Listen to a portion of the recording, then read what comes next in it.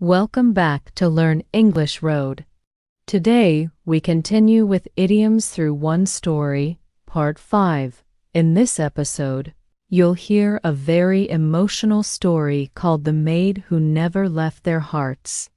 It's about love, trust, misunderstanding, and forgiveness, all told through a story filled with useful idioms for your English learning. So listen carefully, feel the emotions, and pick up the idioms along the way. Let's begin. The Maid Who Never Left Their Hearts. Chapter 1. A Heart Divided. I had just turned 60, yet my spirit was still young at heart. Every morning I would rise and shine, sunlight spilling through the windows of the Miller house, painting the kitchen walls gold, filling me with hope.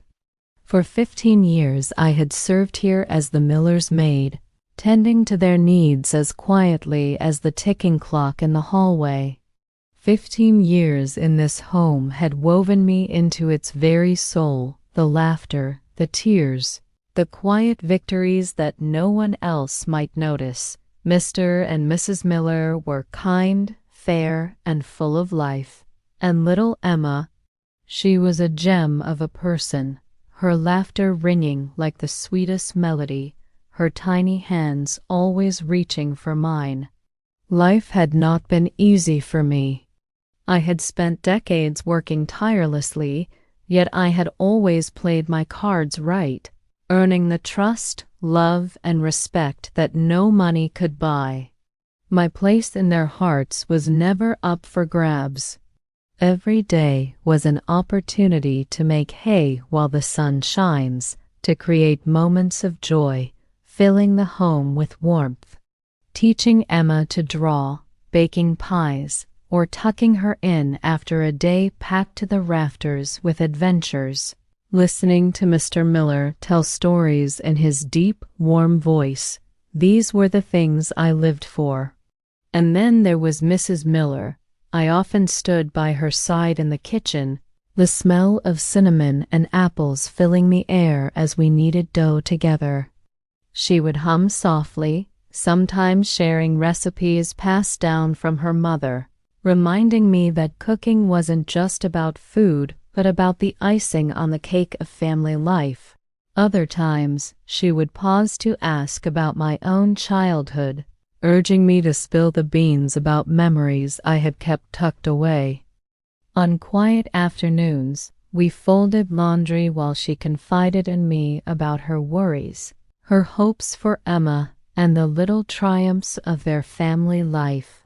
She always believed in counting her blessings, even when money was tight, and often said that Emma was the apple of her eye. Those simple hours together were more than chores. They were the bread and butter of our bond, the small, everyday moments that stitched our lives together like a patchwork quilt. She never treated me as just the help. With her, I was part of the family. Together, we would shoot the breeze while sewing buttons back onto Mr. Miller's shirts, or she'd gently remind me to take it easy when I worked too hard. In the garden, we planted tulips side by side, often joking that we were like peas in a pod, sharing secrets and worries among the roses. She encouraged me when I doubted myself, telling me not to get up on the wrong side of the bed and to face each morning with courage. During birthdays and holidays, she always went the whole 9 yards to make everyone feel loved, and I admired how she never passed the buck when responsibilities grew heavy. I loved the little rituals of our lives, mornings with sunlight dancing on the kitchen floor, afternoons in the garden with the Millers, tending to roses and vegetables evenings when we would gather to read stories or play simple games. Every laugh, every shared glance, every small achievement of Emma's felt like a treasure. But life, as it often does, threw me a curveball. One bright morning, as I polished the silver, Mrs. Miller's voice cut sharply through the calm. "Martha, have you seen my diamond brooch?" I froze. "No, ma'am."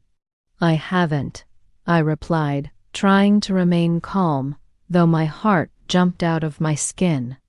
That brooch was priceless, a family heirloom treasured through generations, a symbol of love and memory. The day crawled slowly. Drawers, cabinets, closets, nowhere to be found. The tension in the air thickened with each passing minute.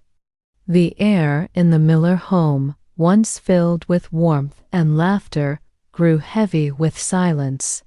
It felt like the calm before the storm. Mr. Miller's brows were furrowed, his voice sharp as he asked questions I never thought would be directed at me. Mrs. Miller avoided my eyes, wringing her hands as though afraid of what she might see if she looked too closely. Emma stood in the corner, her little face pale, as if she couldn't understand what was happening, caught in the crossfire of a moment too big for her.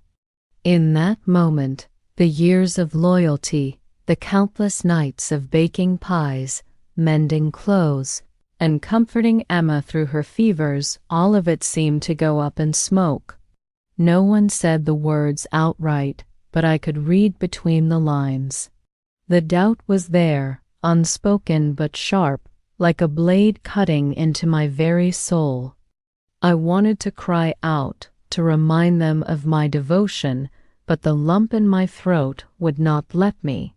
After 15 years of giving them the best of me, I realized trust could fall apart at the seams in an instant. That day, my heart broke in a way I never thought possible. The very ground beneath me had been pulled out from under my feet. By evening, Mrs. Miller, tears glistening, said softly, "We can't have you here any more, Martha." I felt as if my world had collapsed. Emma's small arms clung to me. "Don't go, Martha. I'll miss you." Her tiny voice shook me to my core. I packed my things in silence that night.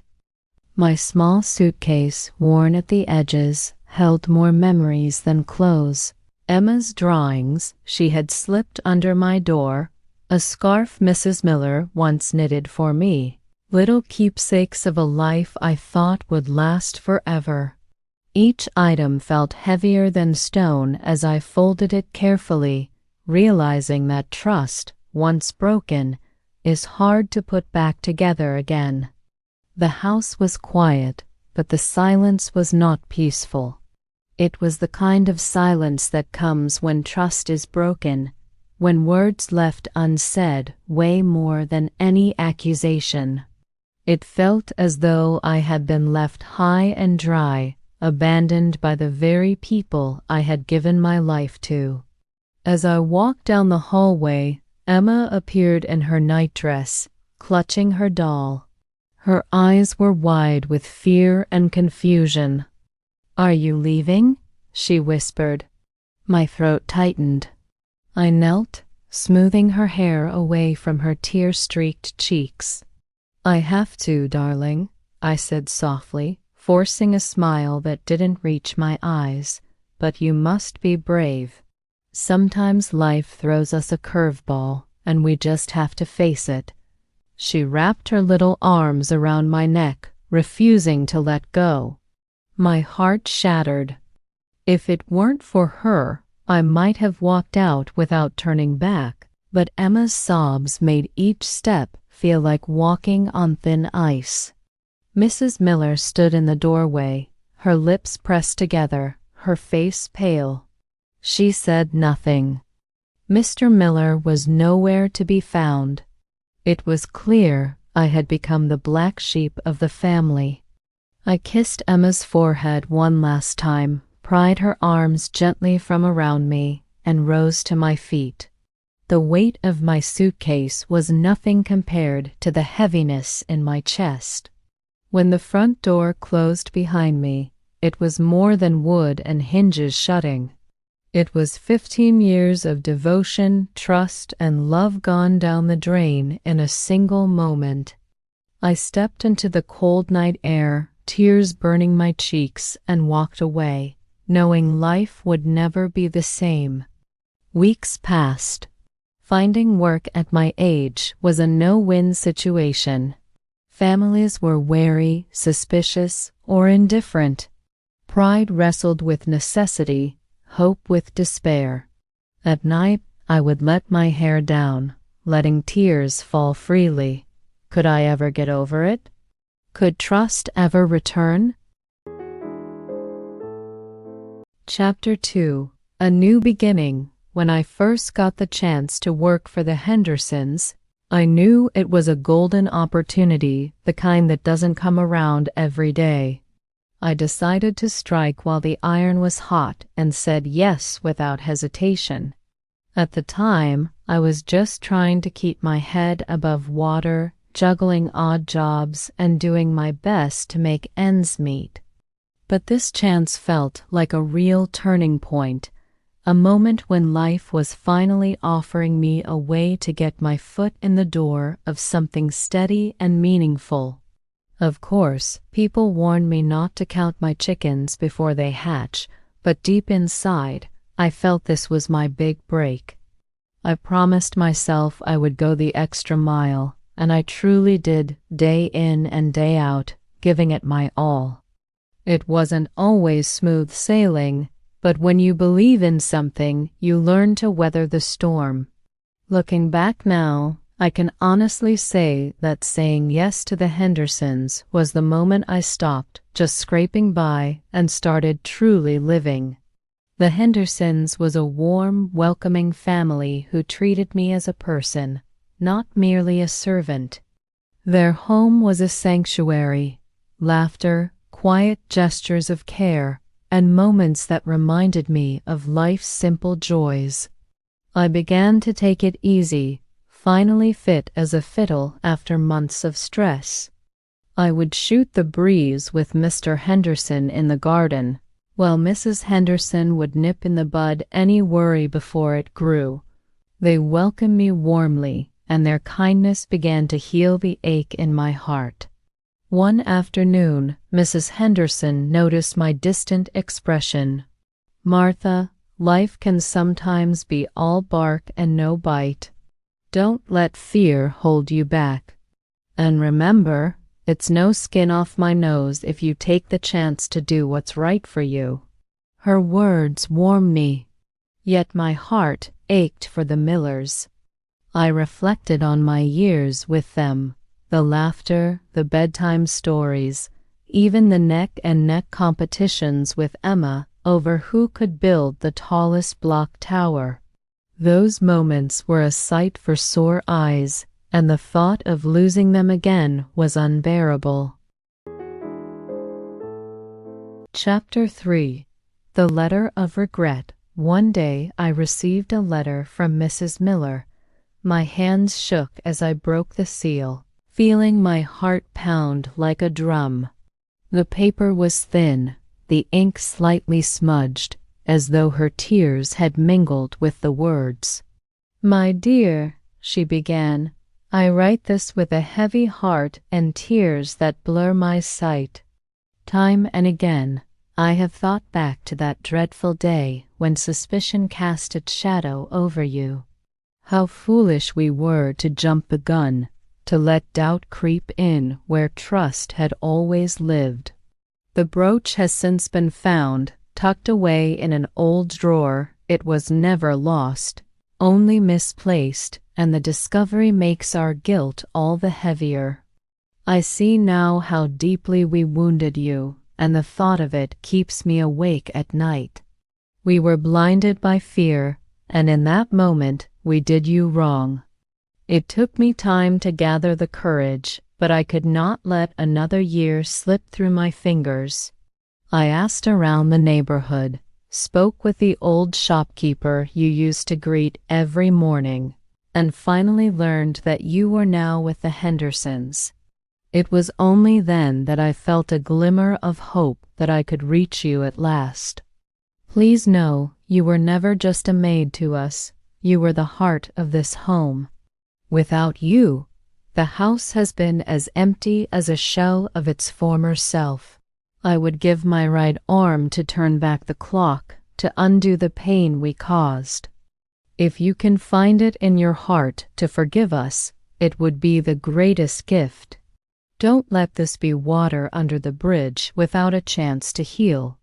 Third time's the charm, they say, and I pray this letter is the moment when broken bonds are mended. We miss you more than words can tell. Emma still sets an extra place at the table, hoping you will walk through the door. Mr. Miller sits in his chair, staring at the door, as if you might appear at any moment. We were wrong, and we know it. Please come home.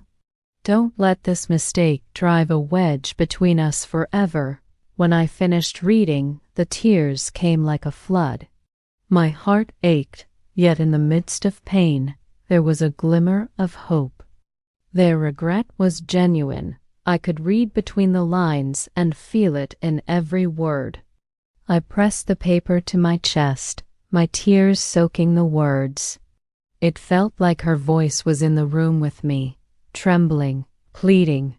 For the first time in a long while, I felt the wall around my heart begin to crack, but still I hesitate. My heart was torn in two, caught between the past and the future. Part of me wanted to let bygones be bygones, to take their words at face value and believe that forgiveness could stitch up the wound. Yet another part of me whispered, once bitten, twice shy. I had been hurt before, and I wasn't sure if I could survive another blow. Chapter 4. Crossroads of the Heart. I walked the floor that night, burning the midnight oil, reading and rereading Mrs. Miller's words. They rang true, yet doubt was a stubborn shadow that wouldn't let go. Was it too good to be true? Or was it my fear talking? Memories tugged at me. Emma's laughter when I tucked her in, Mr. Miller's stories by the fire, Mrs. Miller's gentle hand guiding mine when we baked together. Those moments weren't just a flash in the pan. They were years of shared love, the real McCoy of family life. Still, my pride whispered, "Don't be a fool twice." What if I returned and the old wound was opened again? What if they cried wolf with their apology? The letter had stirred my heart, but it had also left me sitting on the fence, torn between hope and fear. That night, staring out the window at the stars, I knew I was standing at a crossroads. To forgive was to risk. To refuse was to carry a burden that might haunt me forever. My soul ached with the weight of the choice. Mr. Henderson, seeing my struggle, offered counsel. Sometimes life demands you try again. Remember, third time's the charm. Don't be afraid to return if your heart tells you it's right.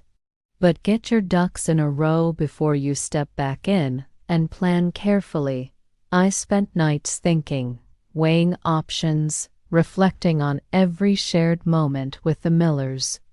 I recalled Emma's tiny fingers reaching for mine, her laughter echoing through sunlit rooms, mornings when she tugged at my sleeve saying, "Rise and shine, Martha." The temptation to return was over the top, almost a punch above my weight, but I could not resist the pull of love and belonging. My heart raced with a mix of hope and fear, my thoughts driving me bananas with possibilities.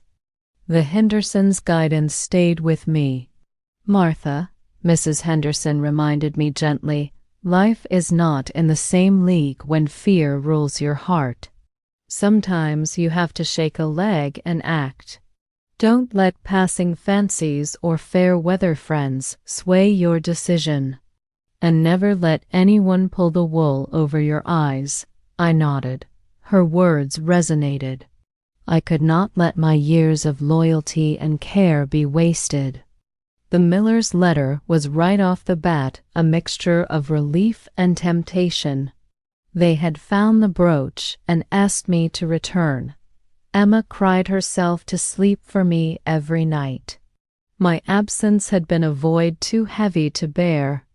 I prepared carefully, packing my few belongings and rehearsing my return in my mind. I reminded myself to nip and tuck my emotions, to not cry havoc and let slip the dogs of war inside my own heart.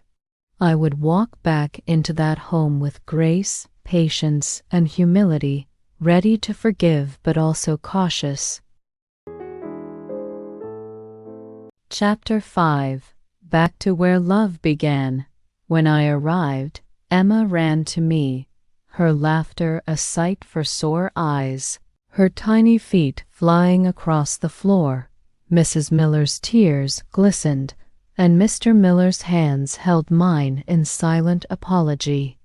That moment could take the cake, a reunion of hearts, a testament to resilience and love.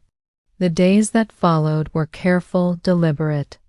I avoided beating around the bush, speaking openly yet gently, rebuilding trust. Emma clung to me like peas in a pod, our bond stronger than ever. We shared barrels of laughs, playful mornings, and quiet evenings filled with stories. Life reminded me it was neither perfect nor fair, yet it could be redeemed. In the evenings, I would rest in the sunroom, sipping tea while the lights softly glowed around us, reflecting the warmth and peace I had almost lost. I remembered the advice of the Hendersons. Sometimes you face decisions that are a dime a dozen, but some treasures are rare. Life isn't always up to par, but when it matters, it can be perfect. I recalled the playful competitions with Emma, each one nip and tuck, neck to neck, laughter echoing through the hallways. The Millers' renewed trust felt like new blood flowing through my veins, revitalizing me after months of heartache. Every morning I would rise and shine, preparing breakfast for the family, teaching Emma new words, guiding her tiny hands in drawing or baking. I realized that though the world might throw challenges, life was richer when approached with love, patience, and forgiveness. Some days I felt nervous, wondering if I had misjudged, if my return was a flash in the pan. But Emma's laughter, Mrs. Miller's gentle apologies, and Mr. Miller's quiet gratitude reassured me. The home I had known for so long felt whole again. Life was full of lessons. I had been accused unjustly, faced despair, and yet survived. I had jumped through hoops, wrestled with fear, and emerged right as rain. I had learned to trust myself and others, knowing when to be cautious and when to leap forward. And as I tucked Emma into bed, whispering, "I'm home, my dear," I felt peace settle in my chest. The Millers' home was once again a place of warmth, love, and belonging. I had navigated betrayal, sorrow, and uncertainty, finding strength I hadn't known I possessed. Life could knock you down, but love, trust, and forgiveness could lift you higher than you had ever imagined. And there, in the quiet of the night, I understood. No matter the challenges, no matter the storms, the heart that remains true and brave can always find its way home.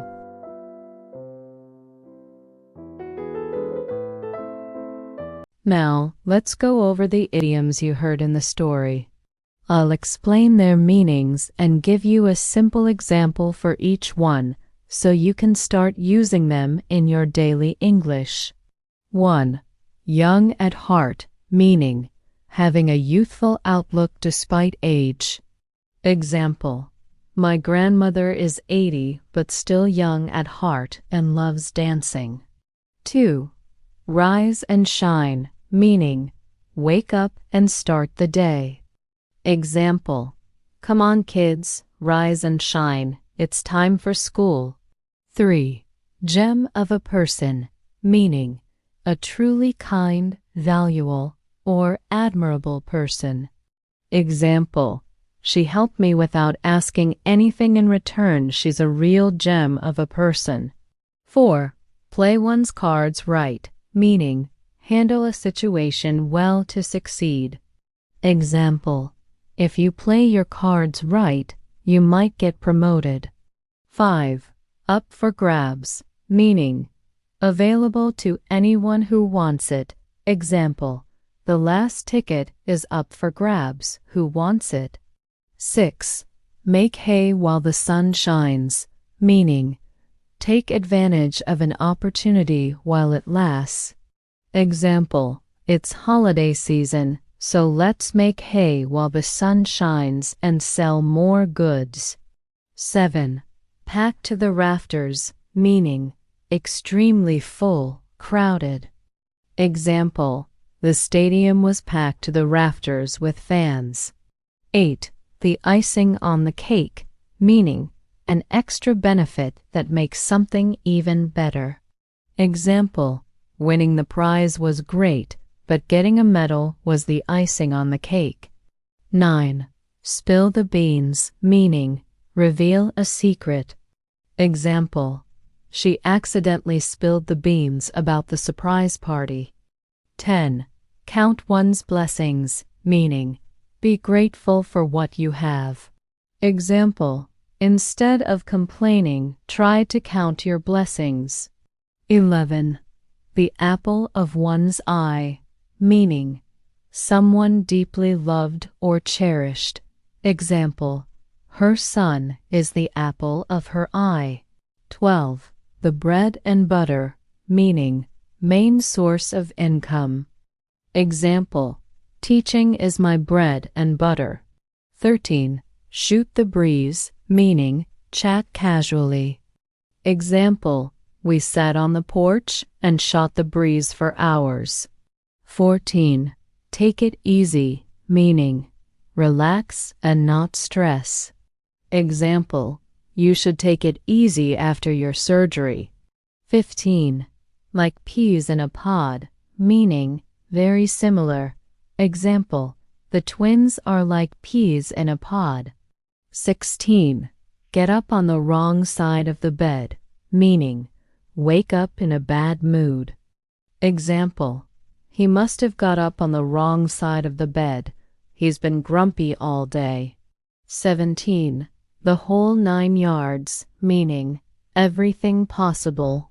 Example, she decorated the house with balloons, lights, the whole 9 yards. 18. Pass the buck, meaning shift responsibility to someone else. Example, don't pass the buck, take responsibility for your mistake. 19. Throw one a curveball, meaning surprise someone with the unexpected. Example, life threw me a curveball when I lost my job suddenly. 20. Jump out of one's skin, meaning be very frightened. Example, the loud bang made me jump out of my skin. 21. Nowhere to be found, meaning missing, cannot be located. Example, my wallet was nowhere to be found. 22. Calm before the storm. Before the storm, meaning a quiet or peaceful time before something bad or difficult happens. Example, the house was silent before the children came home, just the calm before the storm. 23. Caught in the crossfire, meaning to be hurt or affected by a fight or argument between two other people or groups. Example, the children were caught in the crossfire of their parents' argument. 24. Go up in smoke, meaning to end suddenly in failure, to be destroyed or wasted. Example, All his hard work went up in smoke when the project was cancelled. 25. Read between the lines, meaning. Understand hidden meaning. Example: if you read between the lines, you'll see she's unhappy. 26. The lump in one's throat. Meaning, a tight feeling in the throat caused by strong emotion like sadness or joy. Example: she felt a lump in her throat while saying goodbye to her best friend. 27. Fall apart at the seams. Meaning, to be in very bad condition or to stop working properly. It can also describe people when they can't handle stress. Example: after years of use, the old chair finally fell apart at the seams. 28. The ground pulled out from under one's feet. Meaning, to suddenly lose support or stability in life. Example: when he lost his job, he felt the ground pulled out from under his feet. 29. Put back together again. Meaning, to recover after something difficult. To repair or heal. Example: after the accident, it took her a long time to put her life back together again. 30. Left high and dry. Meaning, to be left without help or in a difficult situation. Example: when his friends canceled their plans, he was left high and dry at the party alone. 31. Walking on thin ice. Meaning, to be in a risky or dangerous situation. Example: he knew he was walking on thin ice when he lied to his teacher. 32. Black sheep. Meaning, a person who is considered different from the rest of the group, often in a negative way. Example: he was the black sheep of the family because he never followed the rules. 33. Go down the drain. Meaning, to be wasted or lost. Example: all their savings went down the drain after the failed business. 34. Out of left field. Meaning, unexpected, surprising. Example: his proposal came out of left field. 35. No-win situation. Meaning, a situation where success is impossible. Example: choosing between them was a no-win situation. 36. Let one's hair down. Meaning, relax and enjoy oneself. Example: she finally let her hair down at the party. 37. Get over it. Meaning, stop worrying about something. Example: it's just a small mistake, get over it. 38. Golden opportunity. Meaning, a valuable chance. Example: this job offer is a golden opportunity for you. 39. Strike while the iron is hot. Meaning, take action at the right time. Example: she struck while the iron was hot and applied for the role immediately. 40. Turning point. Meaning, a decisive moment of change. Example: graduating was the turning point of his life. 51. Fit as a fiddle. Meaning, in excellent health. Example: even at 70, he's fit as a fiddle. 52. Nip in the bud. Meaning, stop something before it develops. Example: when she noticed her son telling little lies, she decided to nip it in the bud before it became a habit. 53. All bark and no bite. Meaning, someone who threatens but doesn't act. Example: the boss shouts a lot, but he's all bark and no bite. He never fires anyone. 54. No skin off one's nose. Meaning, not affecting or concerning someone. Example: he refused my advice, but it's no skin off my nose. It's his problem, not mine. 55. Neck and neck. Meaning, very close in competition. Example: in the election, the candidates were neck and neck with almost the same number of votes. 6. A sight for sore eyes, meaning a welcome or delightful sight. Example: after months apart, she was a sight for sore eyes. 57. Jump the gun, meaning act too soon. Example: we haven't even signed the contract yet. Don't jump the gun by celebrating now. 8. Shell of its former self, meaning weakened or reduced from past condition. Example: the abandoned house was a shell of its former self. 59. Give one's right arm, meaning willing to give a lot for something. Example: he'd give his right arm to play for that team. 60. Turn back the clock, meaning return to an earlier time. Example: if I could turn back the clock, I'd make a different choice. 61. Water under the bridge, meaning past events forgiven or forgotten. Example: yes, we fought, but that's water under the bridge now. 62. Third time's the charm, meaning success comes after 2 failures. Example: she failed twice, but the third time's the charm. 63. Drive a wedge, meaning create division between people. Example: jealousy drove a wedge between them.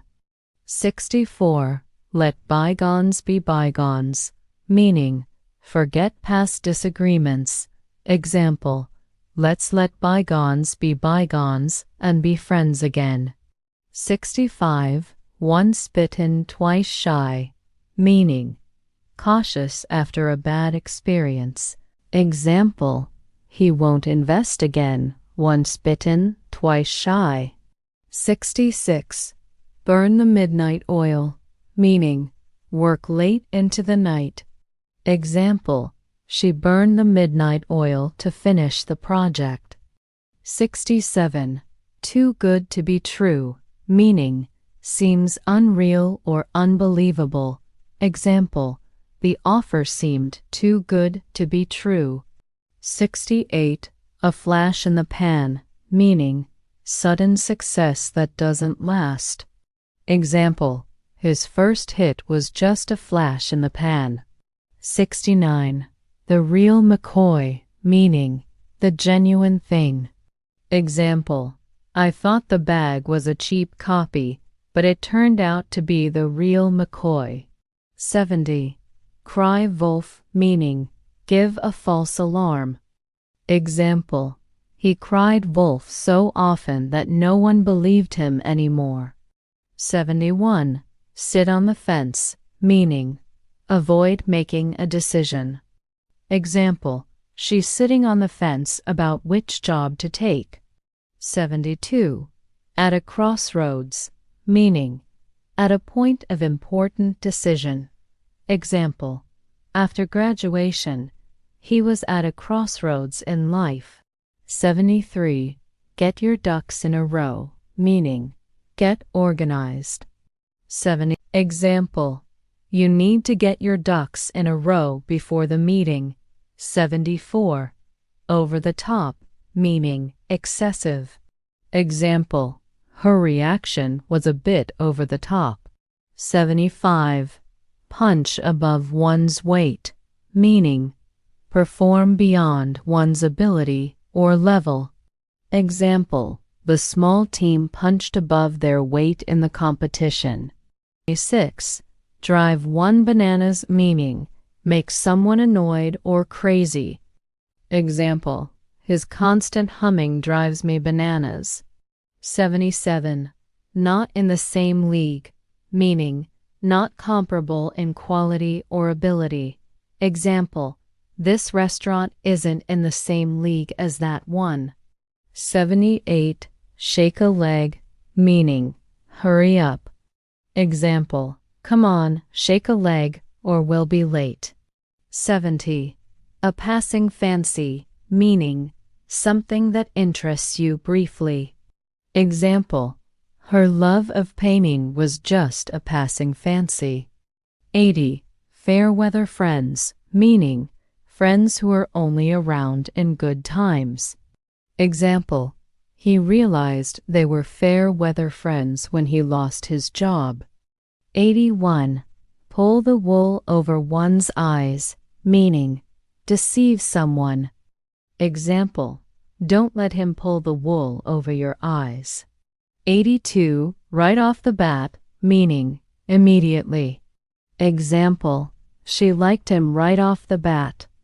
83. Nip and tuck, meaning very close, almost equal.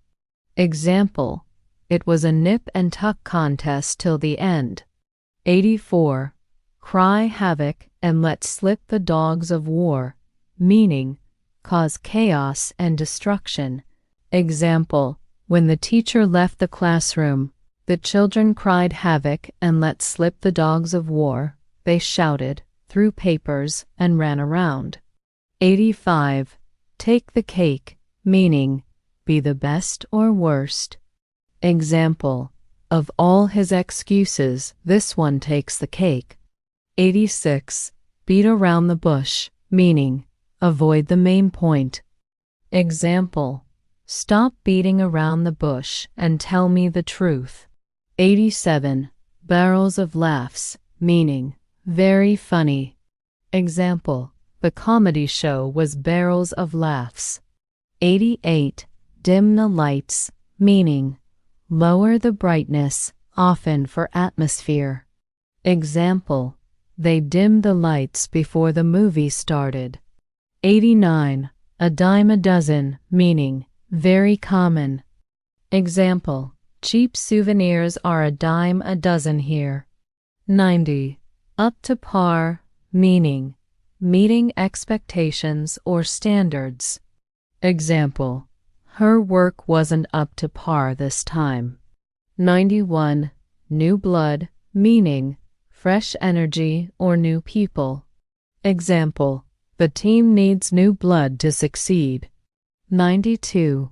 Jump through hoops, meaning go through many obstacles. Example, he jumped through hoops to get that visa. 93. Right as rain, meaning in perfect condition. Example, after a nap, you'll feel right as rain. 94. Knock one down, meaning defeat or humble someone. Example, life can knock you down, but you must get back up.